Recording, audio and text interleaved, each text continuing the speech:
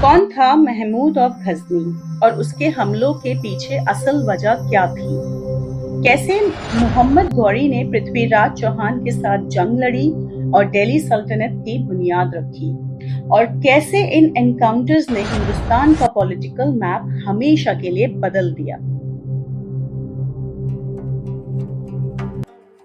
अस्सलाम वालेकुम। सोचिए एक मंजर, एक तरफ नॉर्थ इंडिया के बड़े मंदिर जहां सोने के मंडप चमक रहे हैं, राजपूत फोर्ट्स हिलटॉप पर अपनी शान दिखाते हैं और पंजाब के रास्ते कैरावान्स ऑफ ट्रेडर्स सिल्क और घोड़े लेकर गुजरते हैं। लेकिन दूसरी तरफ सारे राज्य आपस में लड़ रहे हैं। यूनिटी की कमी ने एक ऐसी कमजोरी पैदा की जो एक नए दौर का दरवाजा खोलने वाली थी, और वही दौर शुरू होता है गजनी और घुर के पहाड़ों से, जहां से आई वो ताकतें जिनसे हिंदुस्तान का सियासी नक्शा हमेशा के लिए बदल गया। और ये सफर शुरू होता है अफगानिस्तान से, गजनी और फिर घुर से। सबसे पहले बात करते हैं गजनविद्स की। महमूद ऑफ गजनी का नाम आपने जरूर सुना होगा, हिस्ट्री टेक्स्ट बुक्स में, कहानियों में या हिंदुस्तान के मंदिरों के हमलों की स्टोरीज में। लेकिन असल कहानी और मिथ में बहुत फर्क है। गजनविद डायनेस्टी एक तुर्किक डायनेस्टी थी जो गजनी से उठी, जो है आज के अफगानिस्तान में। महमूद ऑफ गजनी इस डायनेस्टी का सबसे फेमस रूलर बना। महमूद ने अपने राज के दौरान 17 कैंपेन्स हिंदुस्तान में चलाए। लेकिन अब यहाँ एक मिसकंसेप्शन क्लियर करते हैं। पॉपुलर कहानी ये है कि महमूद सिर्फ मंदिर तोड़ने आता था, लेकिन हिस्टोरियंस जैसे रोमिला थापर और एंड्रे विंक कहते हैं कि महमूद का असल फोकस था दौलत और एम्पायर बिल्डिंग, क्योंकि उस वक्त गजनी एक छोटा सा रियासत था और महमूद चाहता था उसे एक बड़ा एम्पायर बनाना। उसको सेंट्रल एशिया और ईरान में अपने मिलिट्री कैंपेन्स फंड करने के लिए दौलत चाहिए थी, और हिंदुस्तान उस वक्त एशिया का सबसे अमीर सेंटर था। ये सबसे ज्यादा मशहूर और कंट्रोवर्शियल है। सोमनाथ मंदिर गुजरात में था और वहां की दौलत के लेजेंड्स पूरी दुनिया में मशहूर थे। महमूद ने अटैक किया और लेजेंड्स के मुताबिक वहां से हजारों मन सोना और चांदी ले गया। लेकिन इम्पॉर्टेंट बात यह है, सोमनाथ रेड को इंडियन साइड पर एक रिलीजियस अटैक के तौर पे याद किया जाता है। लेकिन महमूद ने खुद अपने क्रॉनिकल्स को लिखवाया था कि उसका मकसद दौलत और प्रेस्टीज था, ना कि रिलीजन। उसने अपने गजनी में एक ग्रैंड मस्जिद और यूनिवर्सिटी बनाई थी, जिसमें scholars from Iran, central Asia और इंडिया भी आते थे। यानी महमूद के लिए ये रेड्स सिर्फ लूट नहीं थी, बल्कि एक एम्पायर को फाउंड करने का जरिया था। Punjab reason permanently Ghaznavid control में आया। वेल्थ ऑफ गजनी बहुत ज्यादा बढ़ गया और गजनी उस वक्त का एक कल्चरल हब बन गया। लेकिन महमूद का मकसद हिंदुस्तान को रूल करना नहीं था, सिर्फ लूट और रिसोर्सेज लेकर वापस अपने एम्पायर को मजबूत करना था। और इसी वजह से महमूद को इंडियंस ज्यादा रेडर के तौर पर याद करते हैं, ना कि एक रूलर के तौर पर। अब चलते हैं गजनविद्स के बाद के वक्त की तरफ, और वो है घुरिद्स। घुर एक माउंटेनियस और रिमोट रीजन था अफगानिस्तान के अंदर। यहाँ के लोग टफ और रेजिलिएंट थे। गजनविद्स के गिरावट के बाद घुरिद्स ने ग्रेजुअली अपना कंट्रोल बढ़ाया। सबसे बड़ा नाम यहाँ है शिहाबुद्दीन मोहम्मद गौरी। महमूद ऑफ गजनी का मेन मकसद था लूट और अपनी एम्पायर के लिए वेल्थ जमा करना। उसके रेड्स इंडिया में मोस्टली टेम्परेरी थे। वो आता था, लूटता था और चला जाता था। लेकिन मोहम्मद गौरी का विजन अलग था।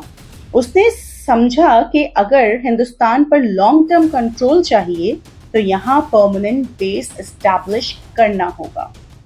गौरी के लिए इंडिया सिर्फ एक ट्रेजर चेस्ट नहीं था, बल्कि एक जगह जहां से पॉलिटिकल पावर और ट्रेड रूट्स कंट्रोल किए जा सकते थे।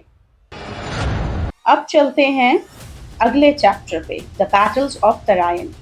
गौरी ने अपनी फौज के साथ पृथ्वीराज चौहान, जो अजमेर और दिल्ली का राजपूत रूलर था, के अगेंस्ट मार्च किया। राजपूत ने एक संघ बनाई थी और कई छोटे राज्य एक साथ यूनाइटेड हो गए थे। तराइन, जो आज के हरियाणा के पास, में दोनों आर्मीज आमने सामने आईं। राजपूत ने अपनी हेवी कैवलरी और ट्रेडिशनल वॉर टेक्टिक्स का यूज करके गौरी की आर्मी को डिफीट कर दिया।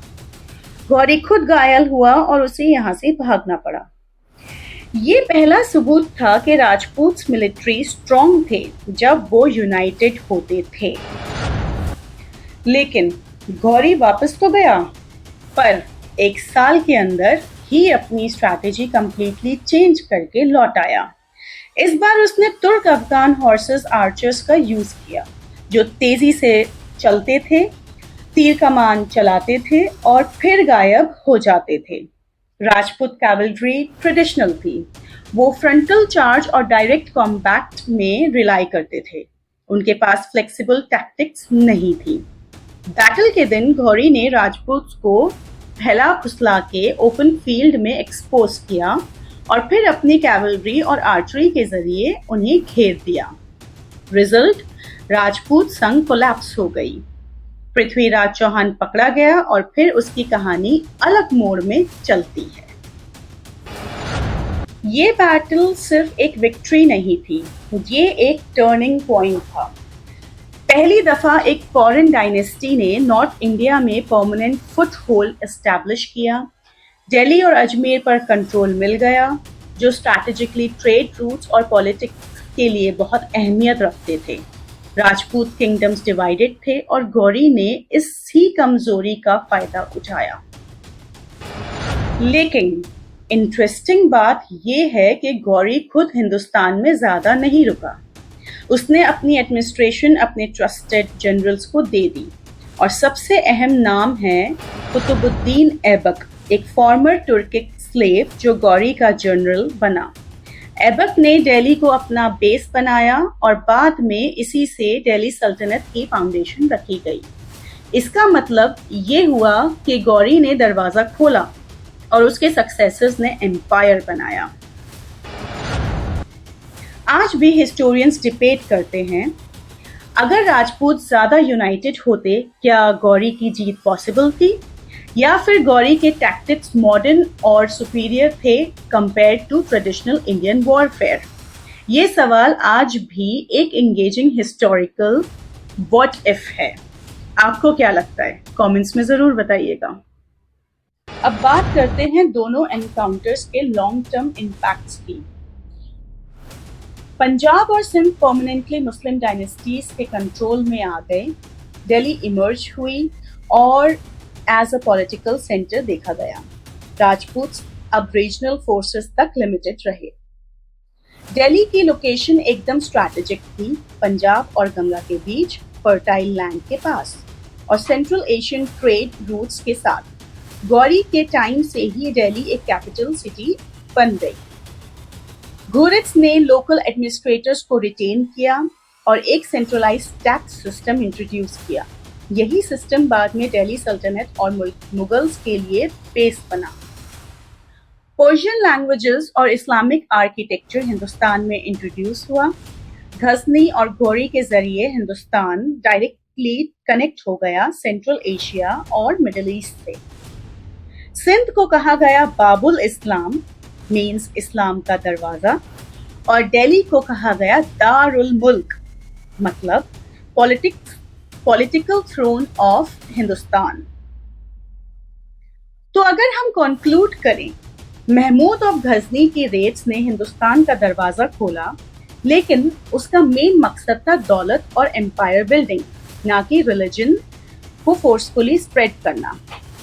और जब मोहम्मद गौरी आया तो उसने पहली दफा परमानेंट पॉलिटिकल कंट्रोल एस्टैब्लिश किया और दिल्ली सल्तनत की फाउंडेशन रखी। यानी दोनों एनकाउंटर्स ज्यादातर पावर और पॉलिटिक्स के खेल थे, रिलीजन सेकेंडरी था। Islam as a faith is a separate journey जो हिंदुस्तान में ट्रेड, सूफी सेंस और कल्चरल एक्सचेंज के जरिए आया, और वो कहानी हम आगे एक्सप्लोर करेंगे। और सबसे इम्पोर्टेंट, इन दोनों चैप्टर्स ने हिंदुस्तान का पॉलिटिकल मैप हमेशा के लिए बदल दिया। और अब अगले एपिसोड में हम देखेंगे कुतुबुद्दीन ऐबक, इल्तुतमिश और रजिया सुल्ताना की कहानी। कैसे दिल्ली सल्तनत एक पावरफुल एम्पायर बना और कैसे इस्लाम एक कल्चरल और स्पिरिचुअल प्रेजेंस बनकर हिंदुस्तान में गहरा होता गया। अगर आपको ये कहानी पसंद आई तो वीडियो को लाइक करें, शेयर करें and do subscribe Basira TV, क्योंकि हिस्ट्री यहीं नहीं रुकती, बल्कि यहीं से एक नई दास्तां शुरू होती है। अल्लाह हाफिज।